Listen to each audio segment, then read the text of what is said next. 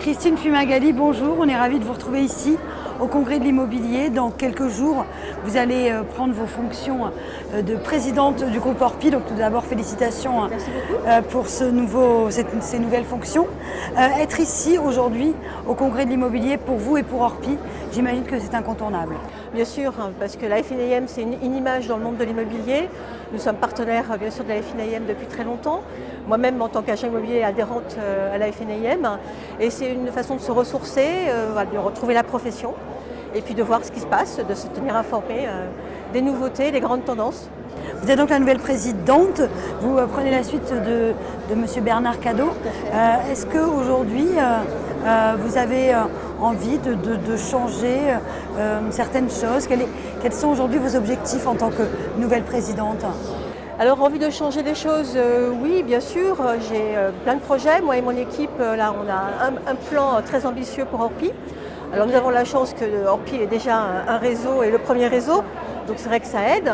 Et puis, nous avons des projets importants, notamment en termes d'innovation et de projets digitaux. Aller chercher l'innovation là où elle se trouve. Nous avons d'ailleurs signé hier un partenariat avec l'un des plus gros incubateurs de San Francisco, Plug and Play, qui va nous apporter bien sûr plein de nouveautés au service de nos clients et de nos associés, bien sûr.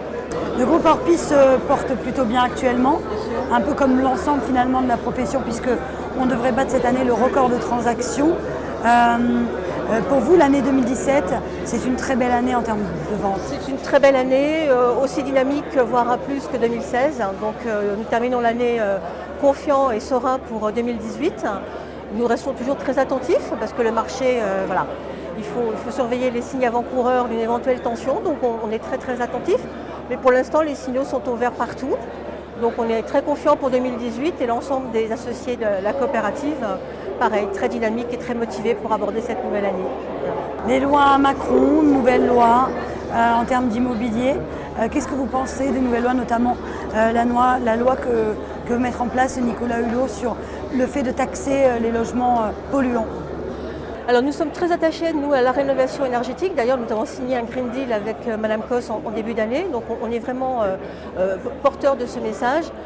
Nous sommes convaincus chez Orpi que nous avons un rôle à jouer en tant qu'agent immobilier dans la transformation énergétique de nos maisons, de nos appartements. Et en tant qu'intermédiaire entre nos vendeurs, nos bailleurs, nos acheteurs, nos locataires, forcément, en syndic de copropriété, on est au cœur du débat. Alors après, il faut juste être encore une fois attentif. Nous sommes plutôt, nous, pour la sollicitation, la motivation, plus que pour la répression. Donc il faut juste arriver à garder un équilibre, à faire en sorte d'inciter, bien sûr, nos clients et nos consommateurs à aller dans le sens de la rénovation énergétique, pour le bien de tous et évidemment dans le sens de l'histoire. Voilà, et faire attention aux signaux qui parfois peuvent être perçus très négativement.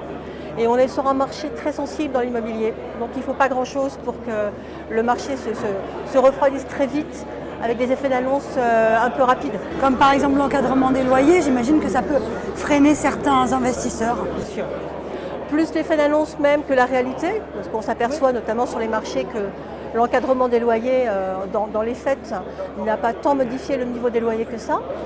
Mais par contre, c'est vrai que l'impact psychologique est très important. Vous savez, quand on est propriétaire ou qu'on a envie d'investir sur des projets à long terme, on a besoin de sécurité. Donc il faut qu'on puisse voir à long terme, qu'on puisse être rassuré, sécurisé et que les choses soient plutôt stables et ne bougent pas trop vite. Donc la moindre annonce inquiétante peut provoquer parfois des situations de tension. Voilà, et ça, il faut vraiment l'éviter. Si on avait un message à passer à nos gouvernants, c'est gare aux effets d'annonce. Et à court terme, là, quels sont vos objectifs dans les 2, 3, 6 mois à venir en tant que nouvelle présidente du groupe Orpi? Alors poursuivre ce qui a été fait sur la formation des professionnels. Nous sommes convaincus, et moi particulièrement, je suis très attachée, parce que je viens du monde de la formation, très attachée aux montées en compétences de nos collaborateurs, de nos agences. Donc ça va être une énorme priorité. Bien sûr, continuer sur cette voie. Et comme je vous le disais, sur cette notion d'innovation et de digital, parce qu'il faut vivre avec l'air de son temps.